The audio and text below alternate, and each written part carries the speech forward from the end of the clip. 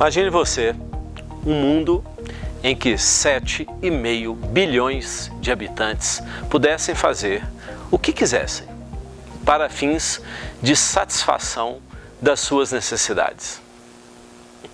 Imagine São Paulo inteira sem coleta ou tratamento de esgoto, com todos os seus moradores jogando o lixo onde bem entendessem, sem qualquer regra. Imaginem vocês 20 milhões de pessoas numa mesma região metropolitana, cozinhando na base da lenha, dia e noite, e usando 20 milhões de cavalos e mulas para todo tipo de transporte. Bem como, claro, os dejetos lançados por esses milhões de animais numa mesma região metropolitana, dia e noite. Imaginem pôr fogo por diversão na floresta da Tijuca ou na vegetação do Bosque dos Sonhos, lá em João Pessoa. Isso é poluição. Tudo isso que eu falei é poluição. Por isso fiz a aulinha que vem em seguida. Única aula desta unidade. Sejam bem-vindos.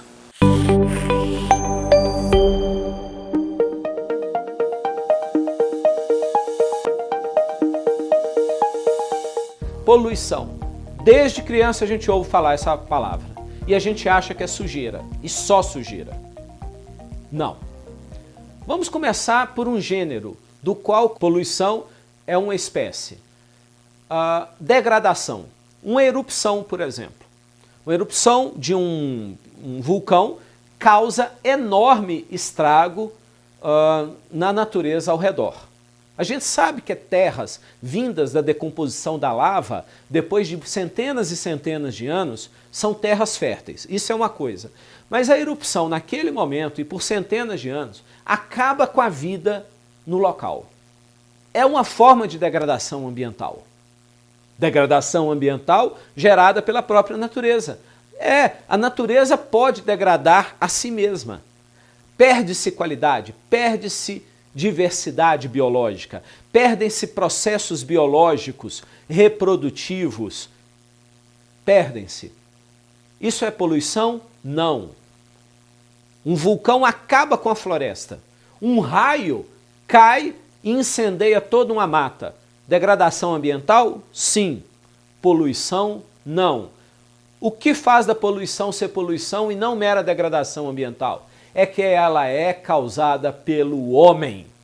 Quando a degradação ambiental é causada pelo homem, nós temos poluição.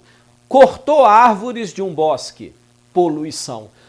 Fabiano, poluição não, ele só cortou, cometeu até um crime ambiental, mas se era proibido cortar árvore, ele cometeu um crime até, mas poluição não é, porque ele não sujou nada. Aí é que está. Poluição para direito ambiental não é sinônimo de sujeira. Só sujeira no meio ambiente. Poluição, sim, pode ser emporcalhar as praias, como muitos fazem. Isso é poluição também. Mas poluição é qualquer forma de degradação. Quando se corta na raiz, quando se faz o corte raso de uma área de bosque, de uma área de floresta da Mata Atlântica, nós temos poluição. Não sujou nada, só cortou as árvores. Sim, mas tecnicamente o nome disso é poluição. E isso já está na Lei da Política Nacional do Meio Ambiente. Falou que é a ação do homem, falamos em poluição. Uma outra questão é que a poluição prevista na Lei 69/38, que é a Lei da Política Nacional do Meio Ambiente,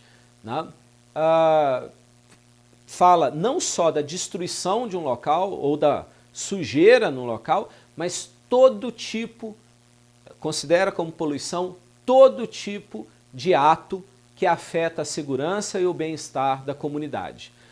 Volto a dizer para vocês, meus amigos, a lei de 1981 já naquela época tinha dado um conceito excessivamente amplo de direito ambiental, ampliando demais o seu objeto. Direito ambiental é equilíbrio ecológico. O seu macro-objeto, o seu macro-bem é equilíbrio ecológico, questões socioeconômicas, questões de bem-estar, segurança da população, questão de turismo, questão de educação, de lazer, são questões que têm um valor próprio. Não precisamos enfiar ecologia no meio disso, e nem isso no meio da ecologia.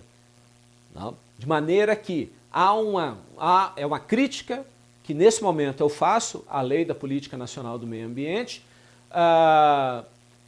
no sentido de que ela exagerou na hora de falar em poluição. Ela colocou tudo como sendo poluição. Não? Às vezes não há nenhum bem, pelo conceito abstrato dela, não há nenhum bem ecológico mesmo, de equilíbrio ecológico sendo afetado, e ainda assim ela chama de corrupção, de poluição, desculpe-me.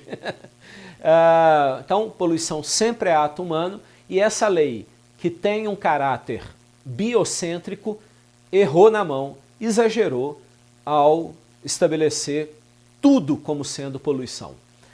Poluição tem que afetar, para ser poluição, tem que haver degradação. E para haver degradação, tem que afetar os ciclos ecológicos. Um acidente, inevitável muitas vezes, gera efeitos colaterais, né? Ou um ato doloso, ou um ato de terceiro, na sua fazenda, no seu sítio. É poluição? É. E você é responsável por isso? Sim, solidariamente com quem provocou. Você pode falar, pô, mas não fui eu que coloquei fogo no pasto, foi o meu vizinho, até para se vingar de mim. Sim, mas você tem a obrigação de apagar, tanto quanto o seu vizinho, que foi o autor desse incêndio criminoso. Ele pode responder, e vai, e deve responder criminalmente, e você vai responder sempre administrativa e civilmente, eventualmente, pelo fogo que está na sua propriedade.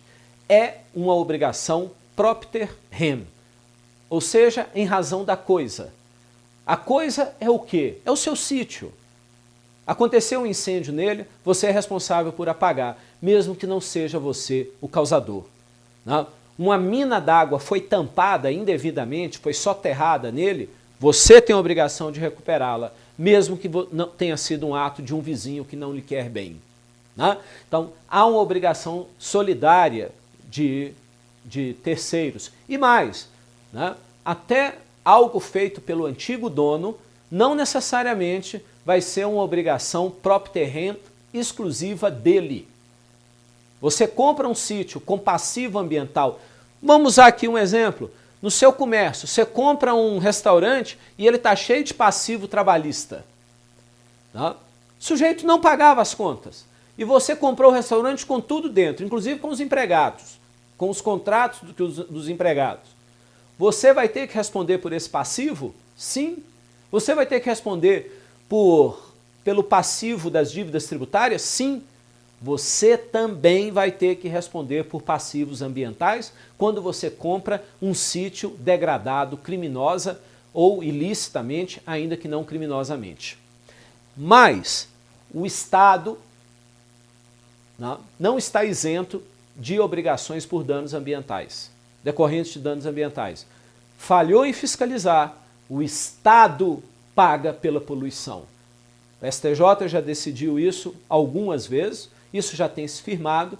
Falha indesculpável, a indesculpável na fiscalização pode gerar direito à indenização, que seja a uma pessoa, mas principalmente a um fundo de direitos difusos, previsto na legislação, por parte do Estado, por não ter fiscalizado direito e ter permitido o dano ambiental.